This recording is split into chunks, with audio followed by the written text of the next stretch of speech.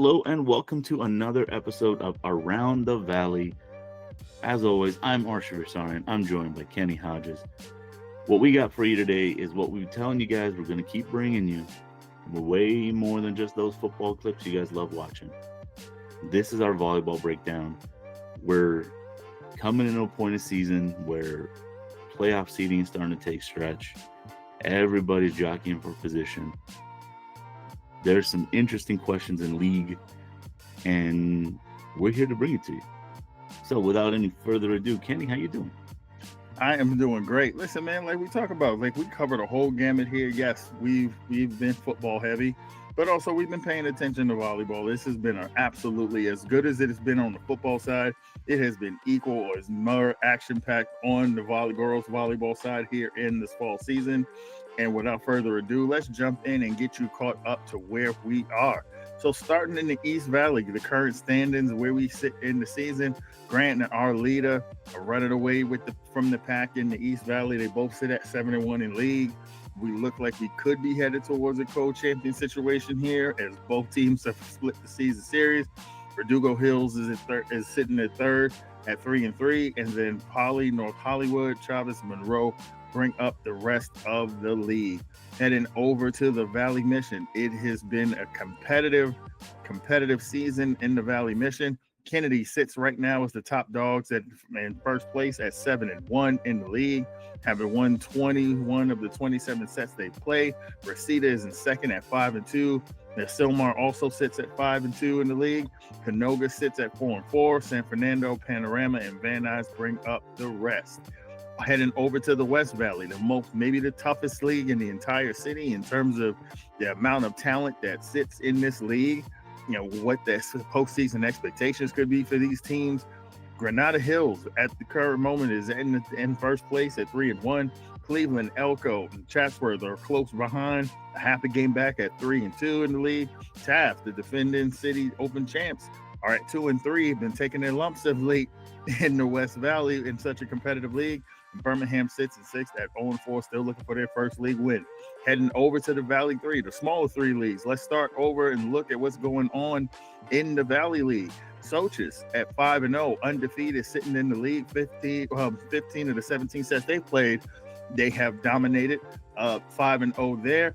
Vaughn right behind them at 5-1. East Valley at 4-2, sitting in third place in the league. Northridge Academy, Fulton, and Voss round out the rest of that league. Heading over and looking at what's going on in the North Valley. Triumph Charter having an incredible season with that senior league team. They're 4-0 in the league, haven't dropped a set to anyone they played in that league yet. Community also sitting at 3-0, right behind them. Got a couple of big matchups with those teams, matchups between those teams still on the horizon.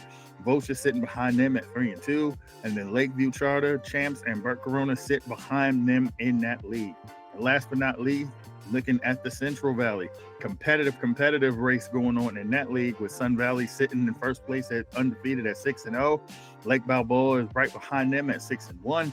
Discovery at 5-2 sitting in third place. Magnolia Science got off to a good start. They're coming back to the pack a little bit there at 4-3 in the league.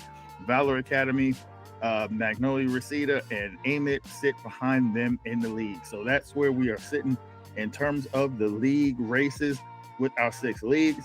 And as you can tell as we're going through that, there have been so many teams who are having such a good success, winning set after set, taking a lot of these contests, and really establishing the Valley as a stronghold in the city section in terms of what we can expect going forward when we get to postseason.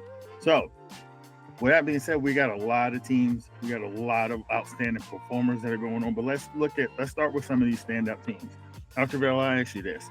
Is there a team or a few teams that have stood out to you so far in this portion of the season, through this point of the season, that have piqued your interest? First and foremost, the fact that our leader ran undefeated for so long was a big one. You know, that's a program that is just outright amazing in terms of what they've done. And they made it so we were looking at other teams kind of from a different lens, right? It's the run our leader was on and we were looking like, okay, well, we got other teams that have been doing really good, but are they at that level, right? It really kind of made me at least kind of reevaluate what the rest of the Valley was doing. And I'll tell you, Valley Mission has always been a tough league, and Kennedy, Reseda, Sylmar. I mean, Sylmar had a stranglehold on that league for a long time. And so they're still, getting it done. And then West Valley, when you got the surprise of how tight it is, right? And a team that we didn't talk about for a long time, at least in the first few weeks, was El Camino. And all of a sudden we blink and look up and they were legit. That's not, that's something that nobody should be sleeping on. But ultimately, the thing that really, really stands out, other than specific teams, we have 11 of the top 25 are Valley. 3 of them, I believe, maybe 4. I'll double check. I know at least 3 of them are from the smaller schools, sitting very, very pretty in the Max Preps City Section top 25.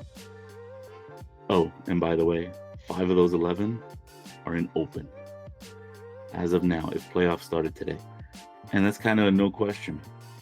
So the strength and depth of our squads is definitely what has really stood out for me. We've never questioned, we've always talked about the strength and how deep we can be.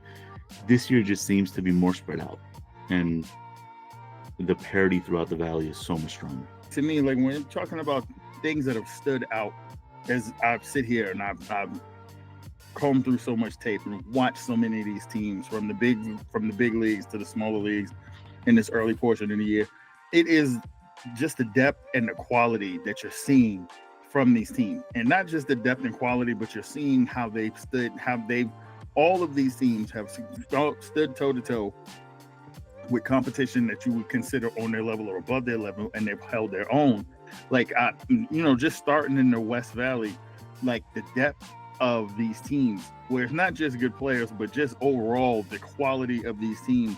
When you look at somebody like Cleveland, who already, you'll look at their records and you'll see that these teams overall are a few games above 500. But when you look at the amount they've played, all the tournament play that's gone on, when you look at some of the teams that they've come and stood across from, Cleveland already has wins over Venice and their league mate Tab. Granada Hills, a team that's just so deep, to have squad balance in terms of the size they can play in front of the net, and just the amount of girls who can sub in and they continue to roll. They've got impressive wins on their resume. Same thing with Taft. We know what Taft is in terms of them coming in and being a defending champ, and you're going to take everybody's best shot. And this team overall, despite being 2-3 in league, which tells you how tough the league is, this team's record is 23-11 overall. They've won 61 sets already this year. And combined between Granada Hills, Cleveland, Elko, Chatsworth, and Taft, Birmingham is in a little bit of a rebuild, so they kind of bring up the rear. But those top 5 teams in the league already have 91 wins combined when you talk about regular matches and then all the tournament play that is going on. Just absolute domination there. But there's another team, to me, like we kind of mentioned, what Grant has done and how our leader started, and then what you've seen this run that Grant has gone on, sitting top 5 in the city, unbeaten at home.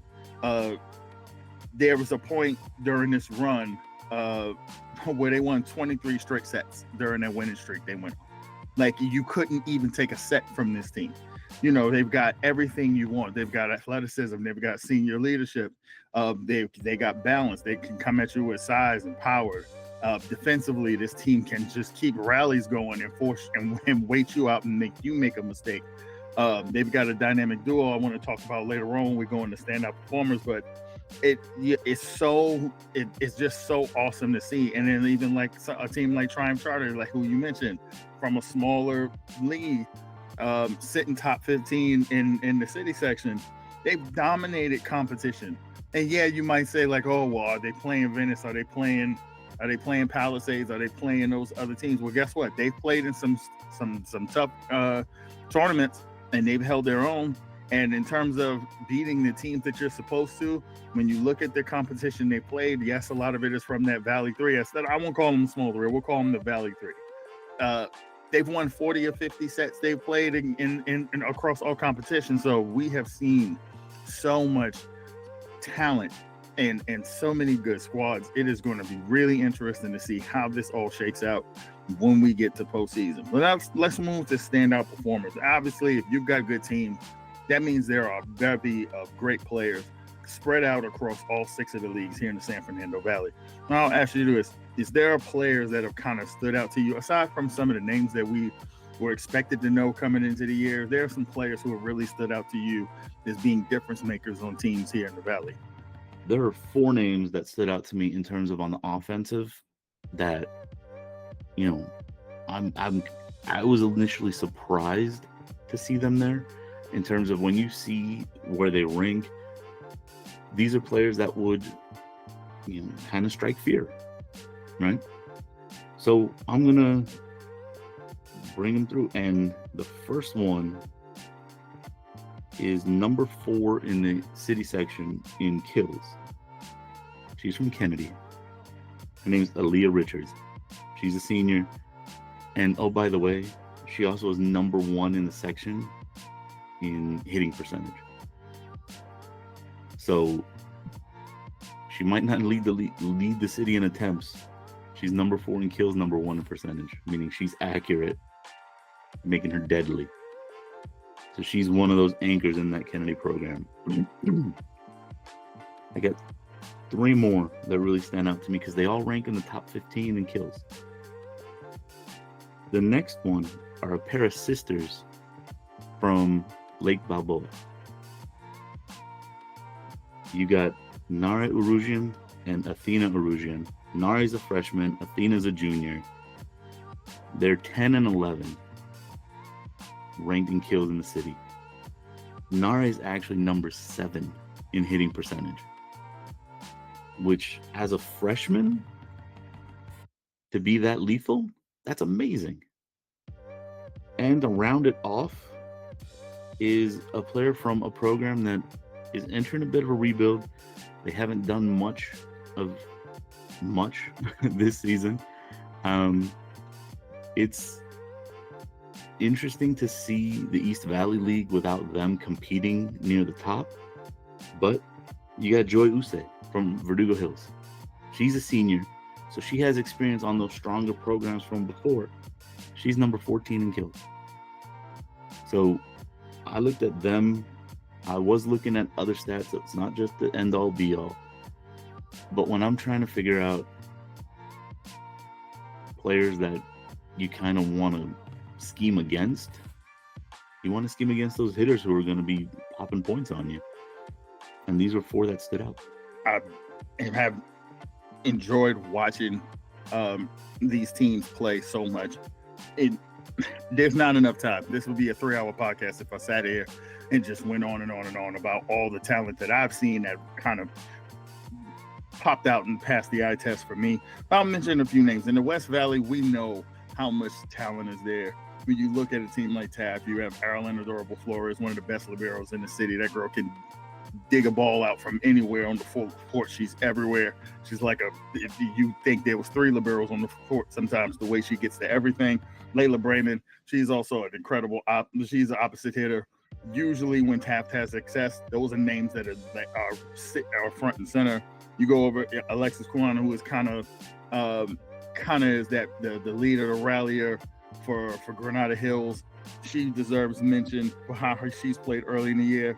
Ariana Ellis and Asia Najjar for Elko. When you look at when that team sort of turned the corner, that those two young ladies on opposite playing opposite hitter positions, they get up at the pole and it's kills for days with those young ladies. It's supremely talented. Same thing at Cleveland. Berlin Schreiber, one of the best setters. That girl is incredible at what she does. Jenna Weiss is also a great player. Then you have a young player, Camila Diaz, who's a junior at Chatsworth. She is somebody who you've seen her grow leaps and bounds this year. So, and that you can go on and on about all that talent in the West Valley. That's why they could have 4 teams realistically sitting in open when we get there.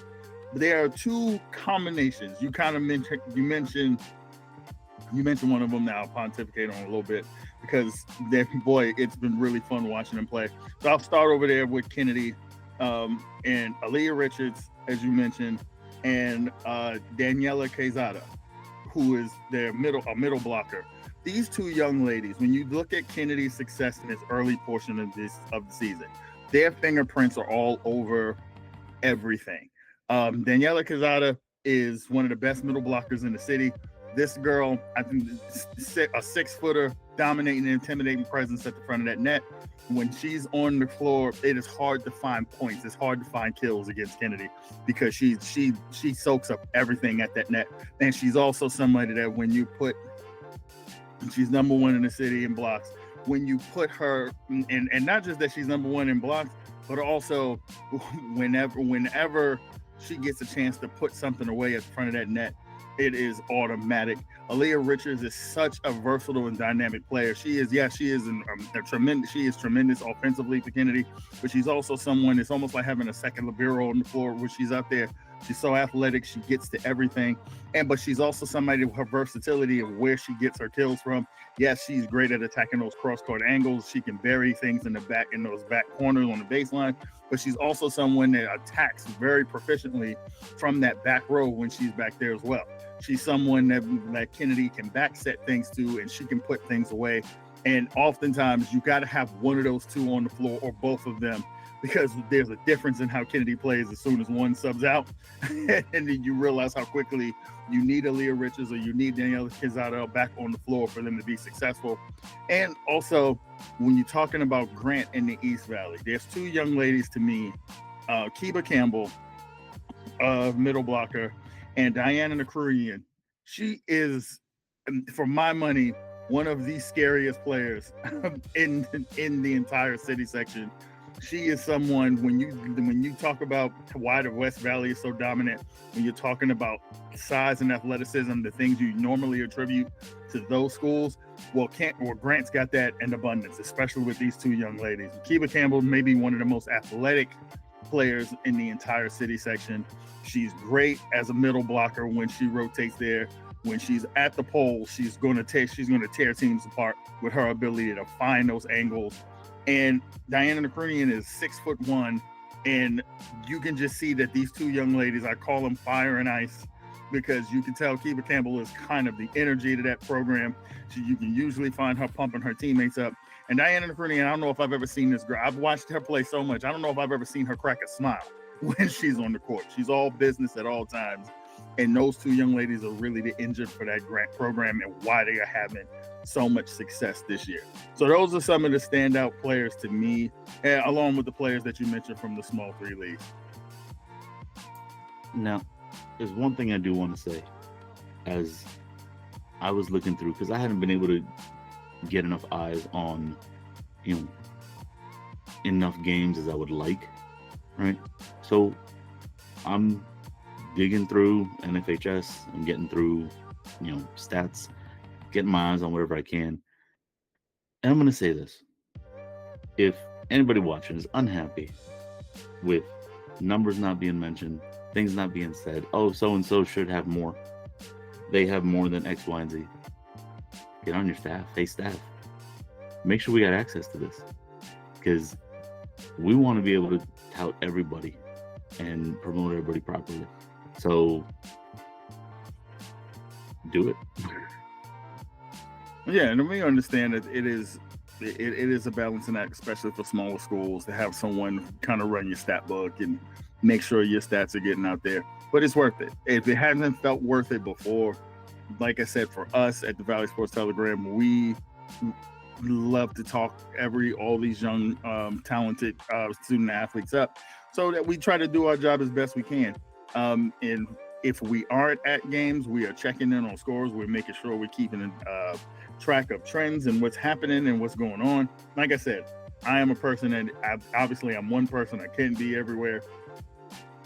But if there's a game to watch, if there's film to catch, you better believe your boy is on top of it. That's what we do here. I make sure I keep the staff on top of everything that's going on.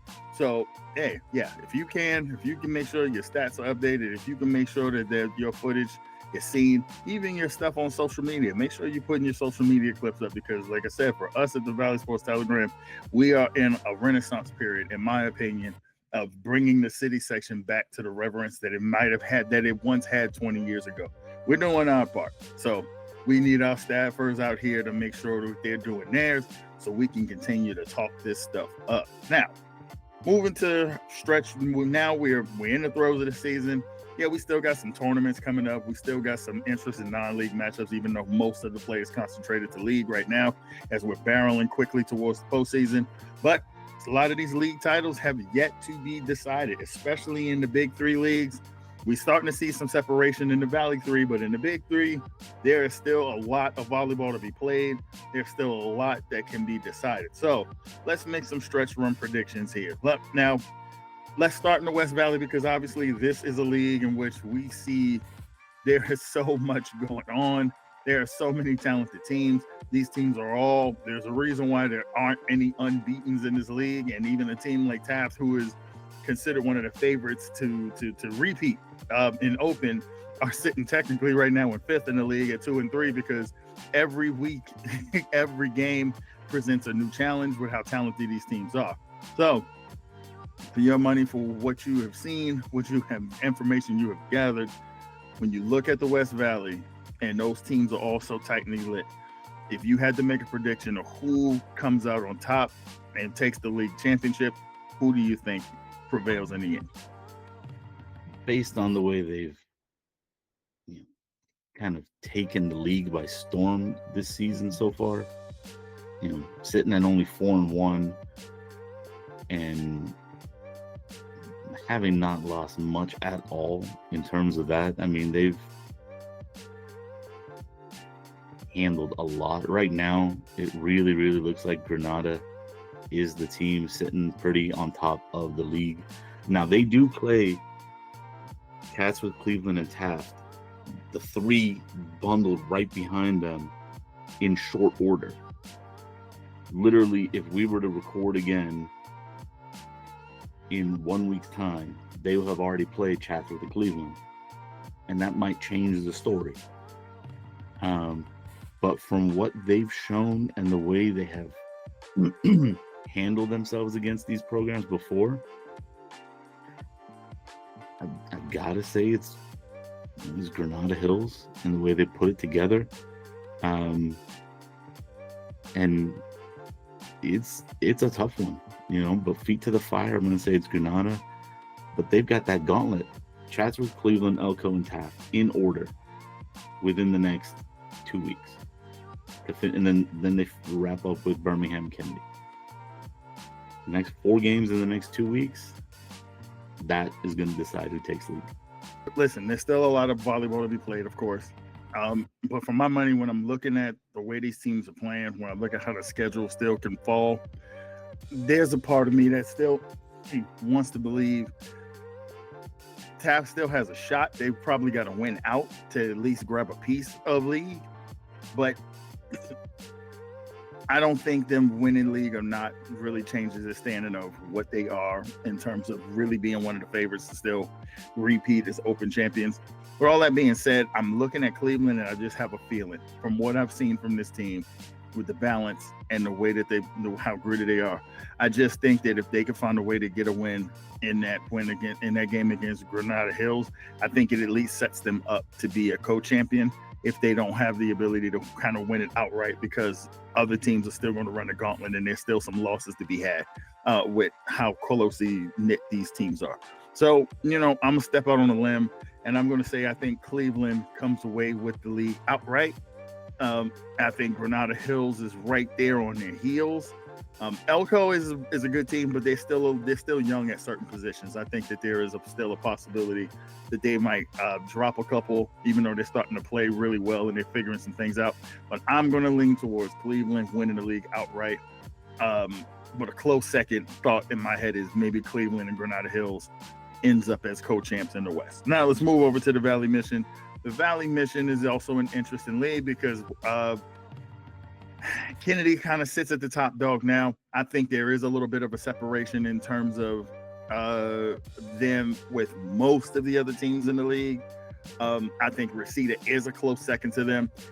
It's especially evidence of that ridiculous 5-set match they had last week, which Kennedy came back from 2-1 down, and then took a competitive 5th set to beat Reseda, and kind of establish a little distance in that league.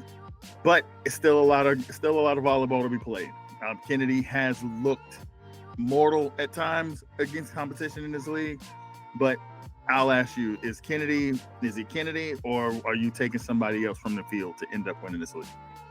Well, at this point, Kennedy would really need to stumble going down the stretch. Having swept Reseda, they're the next closest in terms of a competitor that could take the crown from them.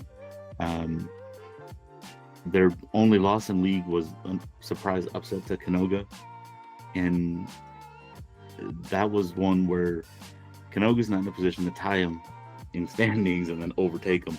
So they basically hold the head-to-head against everyone else as of right now. And though they've been up and down, I'm gonna say they're the team to beat. I think they take it. Yeah, I'm there as well. They're going to take the lead. I would say, watching that match they played against Canoga, that's the only thing that gives me pause. Like I told you, this is a team, I don't necessarily feel like the depth is there. They have 2 really great players who on most days can carry them to victories. But there are times when the team just doesn't necessarily show up focused and play as well as they can.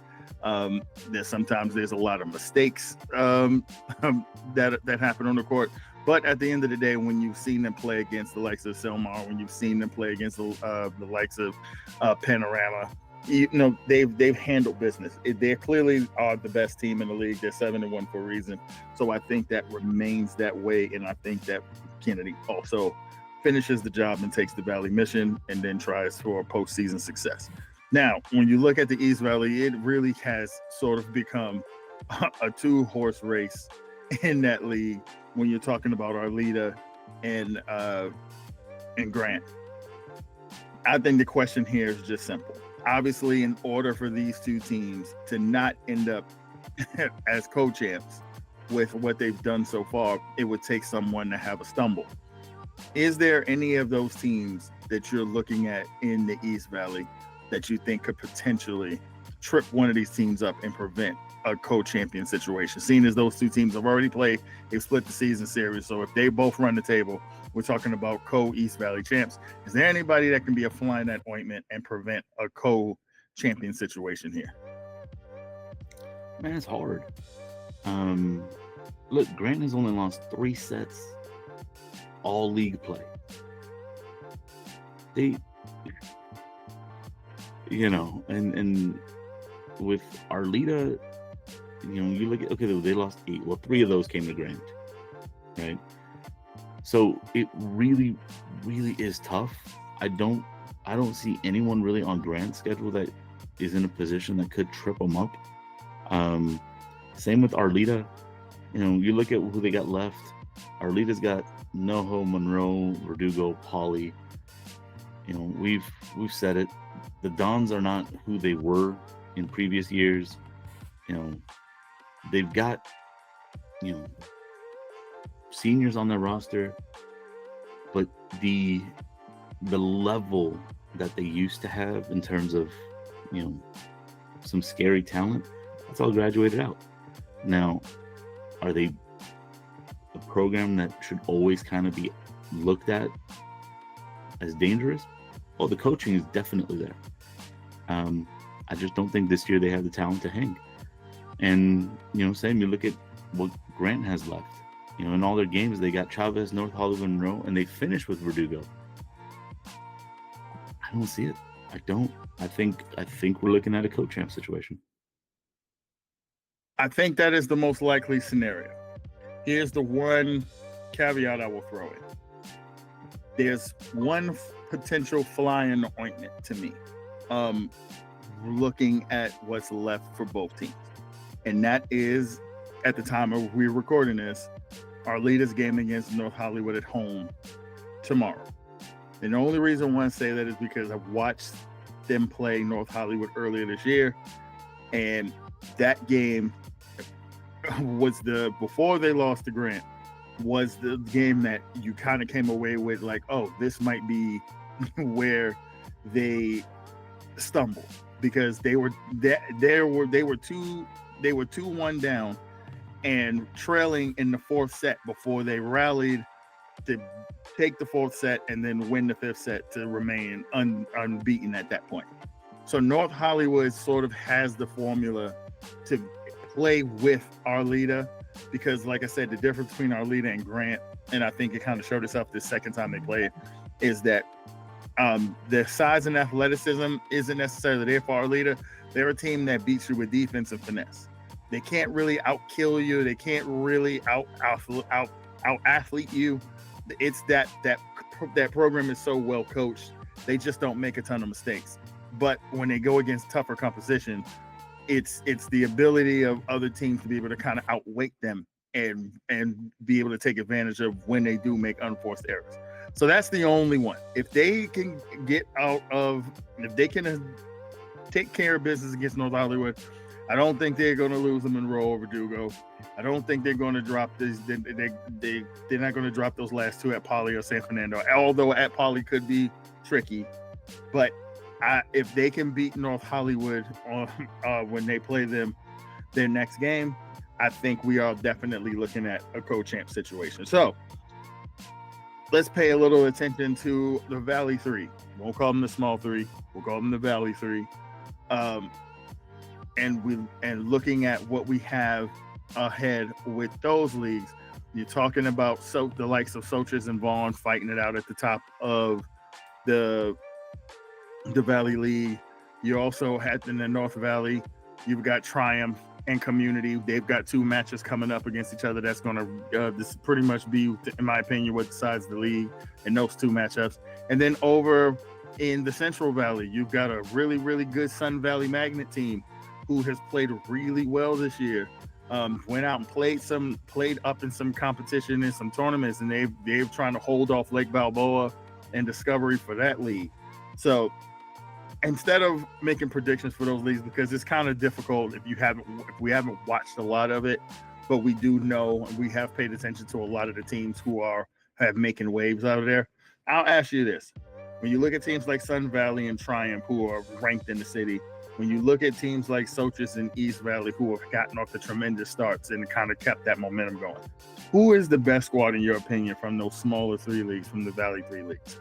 It really, really is awesome watching schools of that size make waves the way they have been. For me, it's Triumph, almost hands down. They seem to kind of be like a volleyball academy, almost to an extent, in terms of the girls program, because they've been almost like a little engine that could for a few years now, and they're always kind of hanging in the mix. This year, they're really, really kind of kicking butt. If I get picking one, that's the one. Yeah, I think I'm there as well. Like I said, I think Sochas is a really good team. They play well against tough competition this year. East Valley's a good team. They haven't played quite as many, which gives game matches as some of the other teams.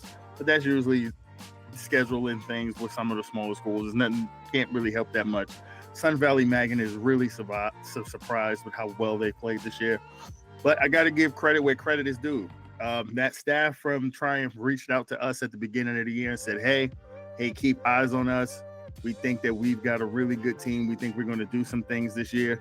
And they have not disappointed. We listened, we heard them, we've been paying attention, and this squad has looked excellent all year long. They have really taken it to competition. They are they've got senior leadership. They've got girls who just know how to play. Like when you watch them play, they look like a team that's full of club girls. And that's the highest compliment you can give any volleyball team. If you watch a team and you're like, oh, those girls got to play club somewhere, they probably all play together because of how cohesive they operate as a unit. Yeah, Triumph has lived up to the billing when their coaches asked us to keep an eye on them this year. And, kudos to them for how they played, and good luck down the stretch. We think they're going to take that league, and there might be a real championship possibility with this squad when all is said and done. So we're going to leave that conversation there. We will absolutely keep you guys updated what's going on with volleyball, because we are hitting the stretch run. There is a lot of intrigue and a lot of things that can go down. Hey, when we get to post, we'll do another one of these catch-ups where we let you know what's going on right before we get to postseason. And then when the postseason brackets come, we will do, me and our careers, one of our favorite things to do. We sit here and we go through and we break down these brackets and look at all the possibilities where champions could come from us here in the Valley, and we will keep you guys up to date.